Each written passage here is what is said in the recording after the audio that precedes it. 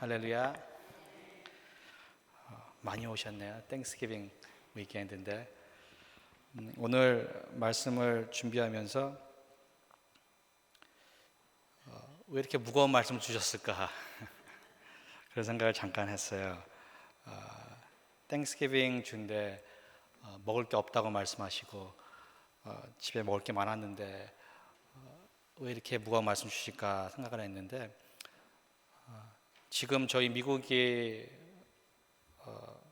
지나가는 전체적인 미래를 바라보고 또 현재를 볼 때 또 한국, 우리 또 모국인 한국을 바라볼 때 하나님께서는 저희 자신만 생각하는 것이 아니고 하나님의 백성으로서 또 저희가 살고 있는 민족, 나라를 생각하시기 원하고 그 나라를 위해서 하나님의 나라가 이 나라에 임할 수 있도록 더욱더 하나님을 바라보고 또 돌아서길 원하시는 게 아닌가 생각합니다. 미국이 아직까지도 소망이 있다는 느낌이 든 게요. 10월 말, 10월 30일부터 11월 6일 저희가 이제 일렉션 데이 바로 전에 그 주에 National Week of Repentance라고 그러니까 전국적인 회개의 주라고 선포하고 많은 그리스도인들이 참여해서 일렉션 전에 나라를 위해서, 자신을 위해서, 교회를 위해서, 그 주, 그 도시를 위해서 회개하고 하나님께 돌아서고 부흥을 위해서 기도하는 그런 많은 시간들을 가진 교회들이 있습니다. 저도 솔직히 지난 후에 알았어요.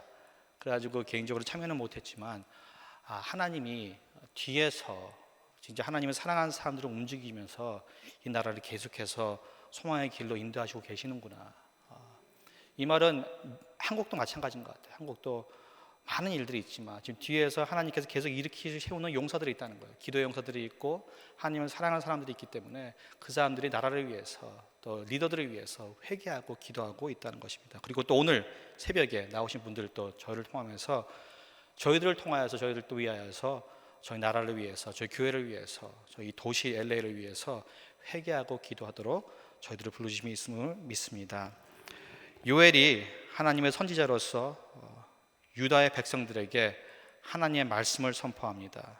요엘이 선포하는 메시지에는 두 가지의 목적이 있습니다. 경고의 목적과 소망의 목적이 있습니다. 계속해서 자신의 길을 걷고 죄를 짓는 하나님의 백성들에게 죄의 길에서 돌아서라는 경고의 메시지를 요엘이 말하고 있는 겁니다. 하지만 마지막 장으로 가면서 아직까지도 하나님의 손길이 죄를 짓는 하나님의 백성에게 함께하고 하나님께 돌이켰을 때 하나님은 생명의 축복을 주실 것이라는 소망의 메시지도 함께 담겨져 있는 것입니다. 유다는 지금 막대한 위기에 처해 있습니다. 땅에 메뚜기 떼가 몰려들어 땅이 황폐해졌고 또 기근으로 말미암아 백성들의 삶이 극도의 곤경에 처해 있었습니다. 하지만 요엘은 이러한 재난은 하나님께서 주신 것이라고 말합니다. 유다인들은 죄 때문에 하나님께서 벌하시고 있는 것이라고 말하고 있는 것입니다. 왜 하나님께서 유다를 벌하시고 계실까요? 그것은 신명기 28장 말씀에 벌써 나타나 있는 것 같아요. 1절과 15절 말씀입니다. 내가 내 하나님 여호와의 말씀을 삼가 듣고 내가 오늘 내게 명령하는 그의 모든 명령을 지켜 행하면 내 하나님 여호와께서 너를 세계 모든 민족 위에 뛰어나게 하실 것이며 내가 만일 내 하나님 여호와의 말씀을 순종하지 아니하여 내가 모든 너에게 명령하는 그의 모든 명령과 규례를 지켜 행하지 아니하면 이 모든 저주가 내게 임하며 내게 이를 것이니. 유다는 북이스라엘처럼 하나님의 말씀을 멀리하고 순종하지 않았던 것입니다. 이러한 유다에게 요엘은 유다로 하여금 회개하고 하나님께 돌이키라고 오늘 말하고 있는 것입니다. 그리고 그들에게 소망의 메시지를 주고자 하는 것입니다. 그들이 오직 여호와의 이름을 부르짖을 때 구원을 얻을 것이라고 다시 한번 확신하고 유다의 사람들을, 하나님의 백성들을 하나님의 임재함으로 이끌고 있는 것입니다. 요엘이 바라보는 유다의 미래에는 두 가지의 미래가 있었습니다. 그리고 이 미래는 저희 어떻게 보면 저희 개개인의 인간 개개인의 미래도 마찬가지라고 봅니다. 첫 번째 미래는 무엇이냐면은 여호와의 이름을 부르짖는 자들에게는 구원과 축복이 있다는 것입니다. 그러면 두 번째 미래는 그 반대로 자신의 길을 계속해서 걷는 사람에게는 심판과 파멸이 있다는 것입니다. 이 두 가지의 미래는 지금 이 세상에 살고 있는 모든 한 명 한 명의 인간에게도 포함되는 미래입니다. 그리고 자신들의 길을 계속해서 걷는 사람들에게 하나님께서 오늘 요엘의 말을 통하여 말씀하시고 계신 것입니다. 14절 말씀입니다. 너희는 금식일을 정하고 성회를 소집하여 장로들과 이 땅의 모든 주민들을 너희 하나님 여호와의 성전으로 모으고 여호와께 부르짖을지어다. 오늘 이 말씀을 두고 좀 묵상을 하기 원합니다. 왜냐하면 하나님께서는 하나님의 백성이, 특별히 하나님의 백성이 진심으로 마음을 돌리고 하나님께 돌아오기를 바라시기 때문입니다. 내일 말씀인데요, 2장 12절 13절에서 이렇게 나와 있습니다. 너희는 이제라도 금식하고 울며 애통하고 마음을 다하여 내게로 돌아오라 하셨나니 너희는 옷을 찢지 말고 마음을 찢고, 옷을 찢지 말고 마음을 찢으래요. 너희 하나님 여호와께로 돌아올지어다. 그는 은혜로우시며 자비로우시며 노하기를 더디하시며 이내가 크시사 뜻을 돌이켜 재앙을 내리지 아니하시나니. 하나님은요, 은혜와 자비와 또 노하기를 더시하신 인자함으로써 하나님의 백성을 회개케 하시는 하나님이십니다. 하나님의 백성이 하나님에게서 멀리 하고 또 헤매면 하나님은 회개를 통해서 그들을 다시 회복시키는 것입니다. 그리고 하나님의 백성이 그들의 모든 마음을 하나님께 드릴 때까지, 저희가 가지고 있는 모든 저 안에 있는 것들을 하나님 앞에 내놓을 때까지 하나님은 그들의 마음을 이기기 위해서 계속해서 싸우시는 분이신 것입니다. 그러기에 호세아 2장 6절 7절에서 이렇게 말씀하십니다. 그러므로 내가 가시로 그 길을 막으며 담을 쌓아 그로 그 길을 찾지 못하게 하리니, 저희가 계속해서 제 길로 걷지 않도록 그 길을 막으신대요. 그가 사랑하는 자를 따라갈지라도 미치지 못하며 그들을 찾을지라도 만나지 못할 것이라. 그제야 그가 이르기를 내가 본 남편에게로 돌아가리니. 저희로 하여금 하나님께로 돌아가기 위해서 계속해서 저희를 막으신다는 것입니다. 요엘은 우리들, 즉 하나님의 백성의 잃어버린 마음을 되찾기 위해서 싸우시는 은혜와 자비와 정의의 하나님의 모습을 나타낸 말씀인 것입니다. 요엘이라는 이름의 뜻은 여호와는 하나님이라는 뜻을 가지고 있다고 합니다. 다시 말해서 요엘서는 어떻게 보면은 오직 여호와 하나님만이 하나님이다라는 것을 나타내기 위한 책인 것입니다. 유다가 죄의 길로 걷는 이유는 다른 것이 아니었습니다. 하나님이 하나님의 것을 잊은 것입니다. 그래서 하나님은 자기 자신의 전지전능하심을 요엘의 말씀을 통하여서 보여주고 계신 것입니다. 그리고 하나님과 하나님의 백성을 갈아놓은 이 죄에 대해서 슬퍼하라고 오늘 말씀하고 계십니다. 우리는 심판하실 때 하나님의 분노처럼 죄에 대해 분노하고 슬퍼할 줄 알아야 합니다. 우리가 계속 죄를 짓는 이유는 여러 가지가 있지만 가장 큰 이유 중에 하나는 우리가 우리의 죄에 분노하지도 슬퍼하지도 않는다는 것. 우리는 보통 죄에 대해서 가지는 마음이 세 가지인 것 같아요. 죄를 짓기 전의 마음과 죄를 짓는 도중의 마음, 또 죄를 지은 후의 마음인데요.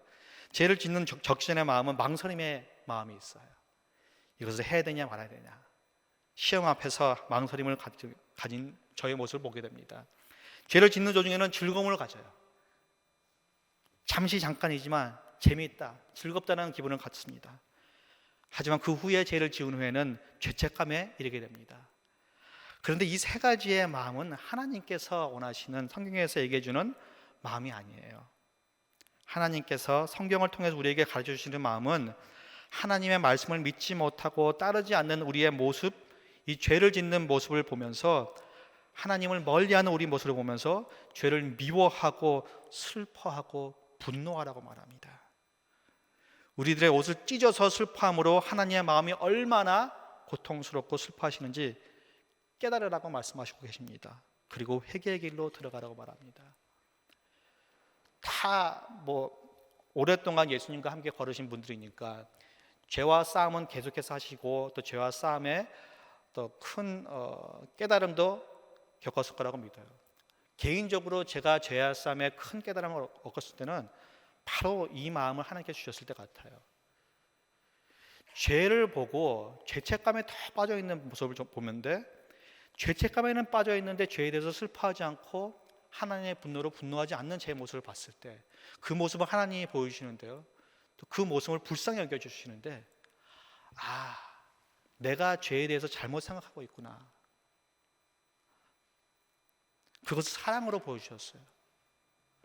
아직까지도 제 자신을 볼 때 제가 짓는 죄에 대해서, 제 갈 길을 갖고 있는 제 자신의 길을 보면서 슬퍼하지 않는 저를 볼 때, 분노하지 않는 저를 볼 때, 아, 이것이 하나님 원하시는 길이 아니구나 더욱더 깨닫는 것 같아요. 그 죄책감이 아닌 하나님의 복음의 자유에서 하나님을 더욱더 사랑하기 때문에 하나님의 길로 걷고 싶다, 그 마음으로 제가 의의 길로 걸으려고 하면은 그 죄에 대해서 더욱더 큰 능력을 얻는 것 같아요. 그 죄를 이길 수 있는. 왜냐하면 하나님은 우리를 생명의 길, 자유의 길로 걷기 원하시기 때문인 것 같습니다.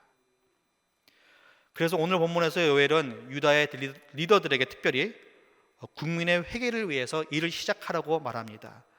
14절의 말씀을 다시 한번 보기 원합니다. 이 14절의 말씀에는 회개를 위해서 준비하는 일에 5가지 스텝을 보여주시는 것 같아요.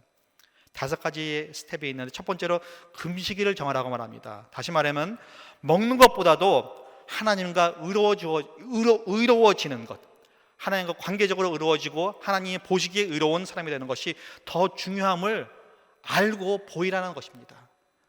두 번째로 성회를 소집하라고 말씀하십니다. 사람들을 위한 모임이 아니고 오직 하나님을 위한 예배와 회개의 모임을 가져라. 그럼으로써 너의 회개의 마음을 준비하라는 것입니다. 세 번째로 먼저 장로들을 모으라고 말합니다. 하나님께서는 항상 하나님의 백성을 회개의 길로 인도하실 때 먼저 리더들을 부르심을 저희가 봅니다. 먼저 백성들의 리더들이 회개를 시작하고 마음의 준비를 가질 때, 그때서 하나님께서 역사하신다는 것입니다. 네 번째로 장로들뿐만 아니고 모든 사람들, 모든 백성들을 하나님의 성전으로 모으라고 합니다. 있는 그 자리가 아니고 내 자리를 떠나서 하나님의 예배하는 성전으로 함께 모여서 그 모든 백성들이 한 목소리와 한 마음으로서 회개를 하라, 예복을 회복하라고 말씀하시고 계신 것입니다. 그리고 마지막으로 하나님께 부르짖어라. 오직 여호와 하나님만 바라보고 하나님을 믿고 하나님을 붙잡고 하나님께서 불쌍히 여기시도록 부르짖으라는 것입니다. 이 5가지의 일, 요엘을 통해서 말씀하시면서 회개를 준비하라고 말씀하신 것입니다.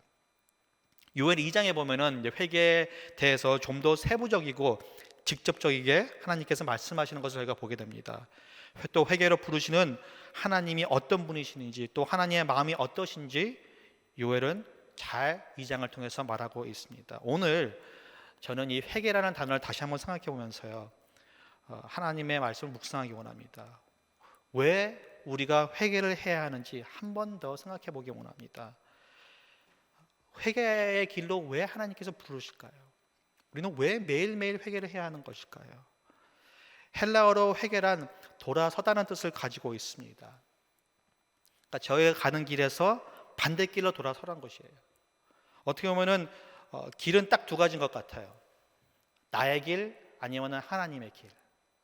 나의 길을 걷고 있기 때문에 돌아서라는 것이에요. 어떻게 하나님의 길로 걸을 수 있도록. 말 그대로 죄에서 돌아서서, 나의 길에서 돌아서서 하나님께로 돌아가는 것을 뜻하는 것이 회개라는 말입니다. 그러니 회개를 하는 가장 큰 이유는 죄 때문에 하나님께 멀어진 우리는 하나님께로 돌아가야 하는 존재이기 때문이라는 것입니다. 하나님의 길을 걸을 때 가장 큰 기쁨을 느낄 수 있고, 하나님의 길을 걸을 때 가장 큰 자유를 경험할 수가 있고, 하나님의 길을 걸을 때 생명의 풍부함을, 축복의 풍부함을 경험할 수 있기 때문인 것입니다. 그렇기 때문에 하나님께서 저희들을 회개의 길로 인도해 주시는 것입니다. 영적으로 얘기하면 회개는 마음과 정신의 변화라고 합니다. 하나님의 진리와 말씀과 은혜를 통해서 마음과 정신이 변화되고 또 삶이 변화되는 것이 바로 회개인 것입니다. 용서하시는 하나님을 믿고요, 우리의 죄를 대신하여 십자가를 지신 은혜의 예수님을 의지하여 하나님께로 돌아서는 것이 바로 회개인 것입니다. 왜냐? 하나님은 다시 말씀드리지만 생명의 하나님이시기 때문입니다. 죄의 길은 죽음으로 가는 길이라고 성경은 말씀하고 있습니다. 돌아서라는 것은 죽음의 길에서 생명의 길로 돌아서라는 것이에요. 세상의 눈으로 볼 때는 죽음의 길이 꼭 생명의 길 같아요. 죽음의 길이 가장 재미있는 길 같고 즐거운 길 같아요. 하지만 회개는 눈을 뜨게 하여서 그것이 죽음의 길인 것을 보게 하고 하나님께로 돌아섬으로써 그 하나님의 길이 진정한 영생의 길이라는 것을 보게 해주는 것이 회개라는 것입니다. 생명의 하나님께 돌아가면 어떤 일이 생길까요? 죄 때문에 멀어진 인간들을 구원하기 위해서 독생자이신 예수님을 보내신 하나님은 생명의 하나님이면서 회복을 일으키시는 회복의 하나님이십니다. 저는 회개를 묵상하면서 오늘 회개의 가장 큰 목적과 가장 큰 능력은 회복에 있음을 깨달았습니다. 하나님께서 주시는 또 하시고자 하시는 회복 중에는 여러 가지 회복이 있습니다. 하지만 오늘 저는 이 회개를 통해서 경험할 수 있는 회복 중 5가지의 회복을 함께 나누기 원합니다. 먼저 회개를 통해서 주님께 주시고자 하는 회복은 예배의 회복이 있습니다. 어떻게 보면 오늘 말씀을 보면서 하나님의 재앙 중 가장 슬퍼해야 하는 재앙, 하나님의 백성으로서 가장 슬퍼해야 하는 재앙은 예배를 잃어버리는 재앙이 아닐까 봅니다. 13절에서 이렇게 말씀하십니다. 제사장들아 너희는 굵은 배를 동이고 슬피 울지어다. 제단에 수종드는 자들아 너희는 울지어다. 내 하나님께 수종드는 자들아 너희는 와서 굵은 베옷을 입고 밤이 새도록 누울지어다. 이는 소제와 전제를 너희 하나님의 성전에 드리지 못함이로다. 하나님은 슬퍼하라고 말씀하십니다. 슬피 울으라고 말씀하십니다. 왜냐? 너희는 더 이상 나에게 드릴 재물이 없고 소재가 없다.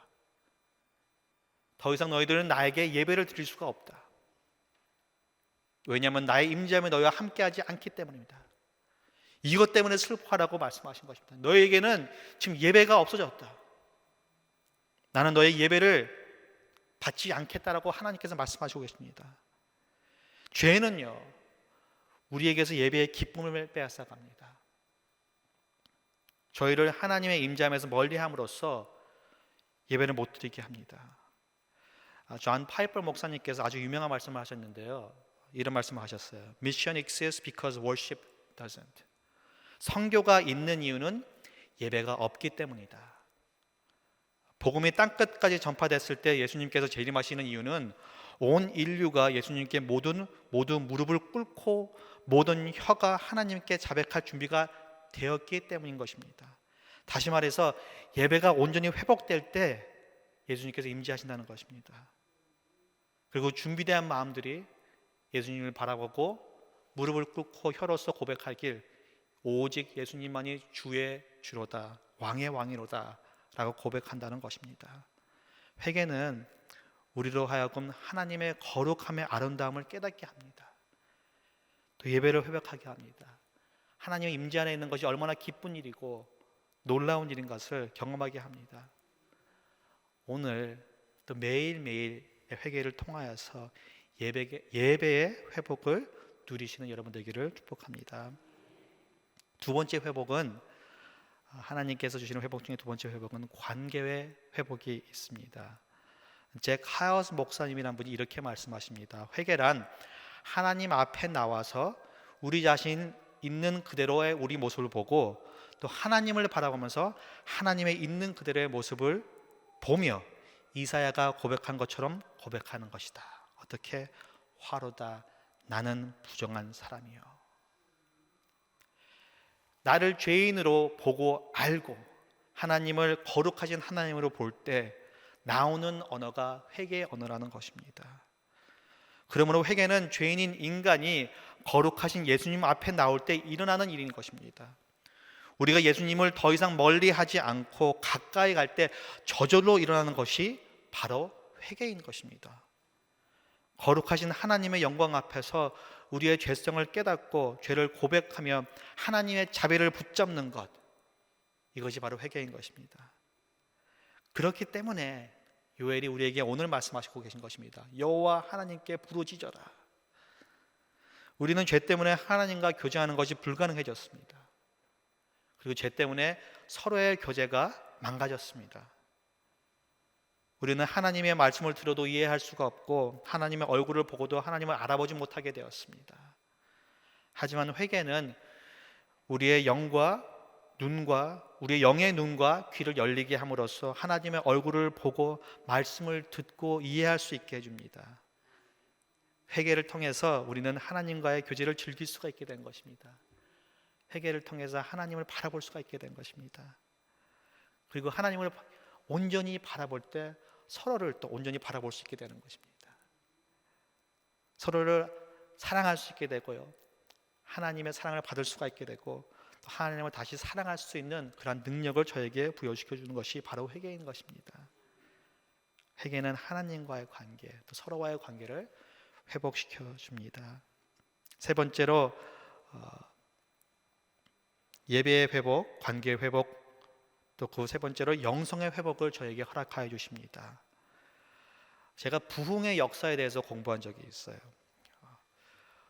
진정으로 부흥을 원하면은 부흥의 역사를 공부하라고 합니다. 부흥의 역사를 보면서 하나님이 어떻게 부흥을 경험하게 하시고 부흥을 일으키시고 또 어떻게 부흥의 역사를 통해서 놀라운 기적들을 행하시고 놀라운 일들을 해내시는지 그 히스토리를 보면서 마음의 두근거림을 느끼고 갈망하라고 얘기를 합니다.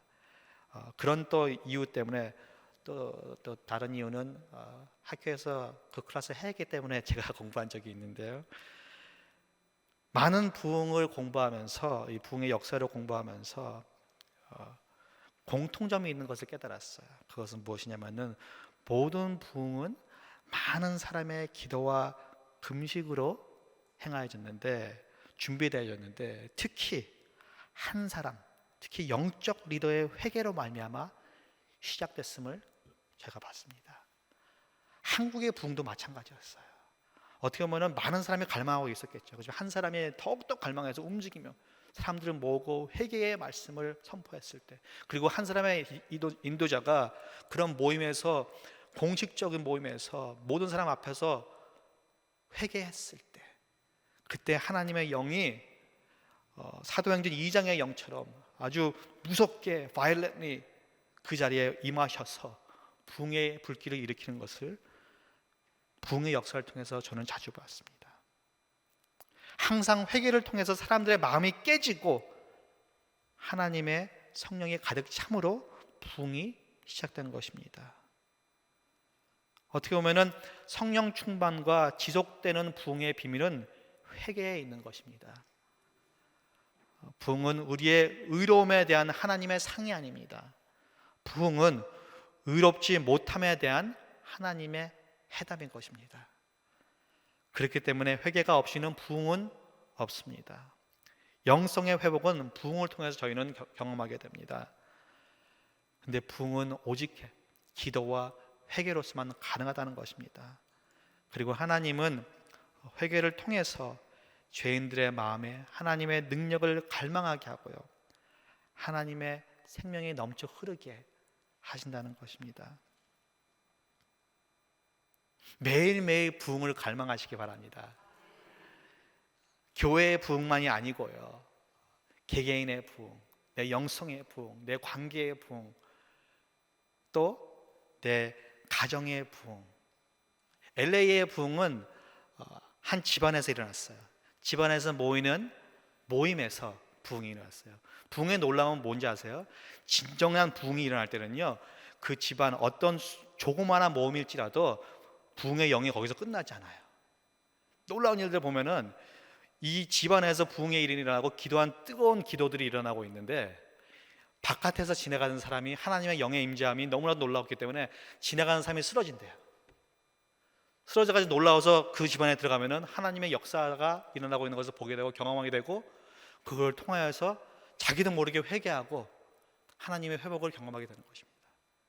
교회에서 뜨거운 부흥이 일어나잖아요. 그것은 그 교회에서 끝나는 것이 아닙니다. 그 교회의 부흥은 주위의 사람들의 변화를 일으키고요, 주위의 네이버들에게 변화를 일으키고 그 교회의 부흥은 계속해서 퍼져나가서 그 도시를 바꾸는 일을 합니다. 이러한 부흥이 이러한 영성 회복이, 이러한 놀라운 회개의 능력이 저희 개개인과 가정과 사업과 교회에 일어나기를 간절히 기도합니다. 네 번째로, 회복을 통해서 저희가 경험할 수 있는 회복은 믿음의 회복입니다. 예수님께서 말씀하십니다. 마가복음 1장 15절의 말씀이세요. 때가 찼고 하나님의 나라가 가까이 왔으니 회개하고 복음을 믿으라 하시더라. 예수님께서 어떻게 보면 가장 먼저 설교하신 말씀 중에 하나예요. 회개하고 복음을 믿으라. 회개하고 복음을 믿으라. 믿음과 회개는 나눌 수가 없는 것입니다. 회개가 믿음의 고백이고, 회개할 때 믿음이 더 굳세지고 복음의 확신이 더 차는 것입니다. 존 캘빈 목사님이 이렇게 말씀하셨습니다. 진정한 회개가 믿음 없이 가능할까요? 결코 가능하지 않습니다. 저의 마음에서 우러나는 진정한 회개는 오직 하나님의 능력을 믿을 때, 오직 하나님의 사랑을 믿을 때, 오직 하나님이 생명의 하나님이시고 회복의 하나님인 것을 믿을 때, 오직 하나님께서 보내주신 독생자 예수님께서 하신 십자가의 일이 우리를 구원하심을 믿을 때 가능하다는 것입니다. 우리는 회개할 때 하나님의 용서의 은혜와 사랑을 경험하게 되고, 하나님의 자비의 아름다움과 죄의 능력을 능가하신 전지하심을 경험하게 되는 것입니다. 그리고 이런 놀라운 하나님을 경험할 때 우리의 믿음은 더욱더 깊어지고 회복된다는 것입니다. 오늘 혹시라도 믿음이 흔들리고 내 믿음이 너무 진짜 더욱더 깊은 믿음을 갖고 싶다 하시는 분들이 있으면 회복으로서 믿음을 회복하시기 바랍니다. 회복으로서 복음이 얼마나 놀라운가 다시 한번 깨달으시기 원합니다. 회복으로서 하나님께서는 진정히 살아계신 하나님인 것을 경험하시기 바랍니다. 다섯 번째로, 회복은 성품의 회복이 있습니다. 예수님을 닮아간다는 것은 예수님의 성품을 닮아간다는 것도 포함되어 있습니다.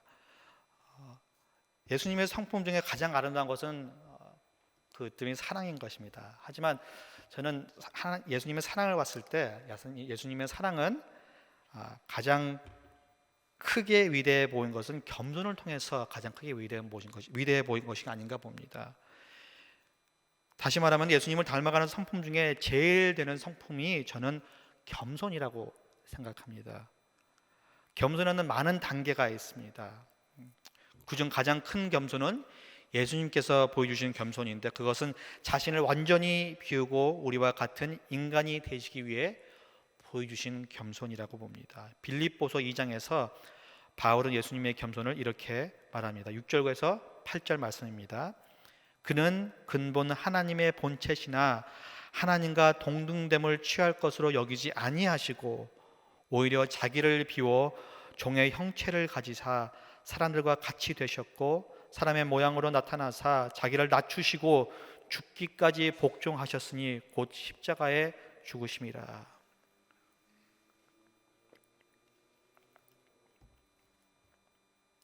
예수님은 겸손한 모습으로 저에게 다가오셨습니다. 겸손한 모습으로 저희로 하여금 예수님께 다가오도록 하셨습니다. 겸손한 모습으로 신의 모습을 버리셨어요. 겸손한 모습으로 인간의 모습을 보여주셨습니다. 어떠한 신학자는 이렇게 그 겸손을 이렇게 표현했어요. 예수님께서 인간이 되신다는 것은 우리가 돼지 우리를 바라보고 있을 때 그 지저분한 돼지 똥과 돼지 비료와 사료와 모든 것이 얽힌 이 더러운 돼지 우리, 돼지가 아파하고 있는 모습이 있는데, 그것을 봤을 때 돼지를 너무 사랑하기 때문에 서슴지 않고 그 돼지에 점프해서 그 돼지를 붙잡고 사랑을 보여주는 모습과 흡사하다. 어떻게 보면 그거보다 더한 거죠. 가장 가까이 우리가 이해할 수 있는 모습 중에 하나가 이것이 아닌가 하고 어떤 신학자는 말씀했습니다. 이것이 예수님의 겸손의 모습인 것입니다. 역대하 2장 14절에서 보면은 회복은, 또 이 나라의 회복은 하나님의 백성들이 자신을 낮추고 기도하며 하나님의 얼굴을 구할 때 일어난다고 말합니다. 부흥은, 하나님의 진정한 회복은, 온전한 회복은 하나님의 백성들이 겸손의 모습으로서 하나님을 바라보고 하나님께 기도할 때 일어난다는 것입니다. 우리는 회복을 통해서 예수님의 겸손을 배워갈 수 있는 것 같아요. 회복을 통해서 예수님의 성품을 닮아간다는 것입니다. 회복은 참 신비로운 것 같아요. 그리고 이 회개, 결코 회개는요, 하나님께서 죄책감이라는 그런 감정으로서만 하기를 원치 않아야 하십니다. 회개는 하나님의 거룩한 모습을 바라보고 또 우리의 죄인의 모습을 바라볼 때, 회개는 하나님의 사랑의 이끌으심을 믿고 그 은혜 안에서 나의 더러운 것을, 모든 것을 내려놓고 있는 용기를 가질 때 일어나는 것입니다. 그리고 오늘 회개를 통해서 경험할 수 있는 회복 5가지를 말씀해 주시고 계신 것입니다. 예배의 회복, 관계의 회복, 영성의 회복, 믿음의 회복, 성품의 회복. 이 5가지 이상에도 많은 회복들이 있습니다.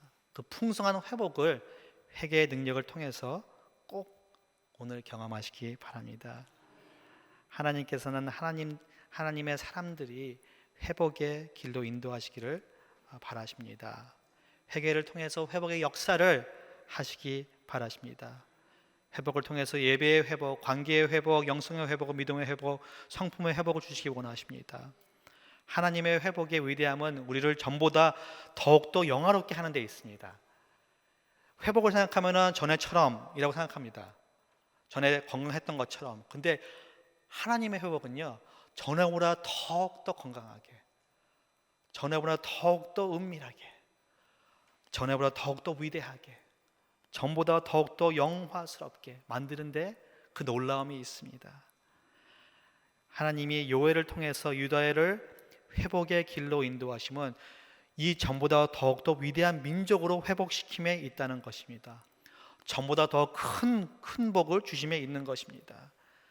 그리고 하나님은 예수님을 메시아로 보내심으로써 모든 인간들에게 영생의 복을 허락하셨습니다. 전에 아담과 이브가, 하와가 가지고 있던 복보다도 더 큰 복을 허락하신 것입니다. 오늘도 회개를 통하여서 놀라운 하나님의 회복 역사를 경험하시기 바랍니다. 함께 기도하시겠습니다.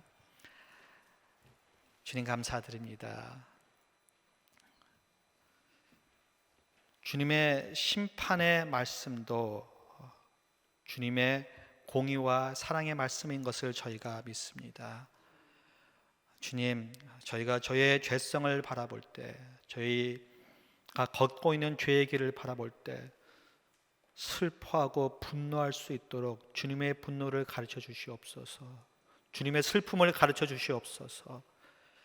그 안에서 하나님의 사랑을 느끼고 은혜의 인도함으로써 저희가 회개의 길로 걸을 수 있도록 인도하여 주시옵소서.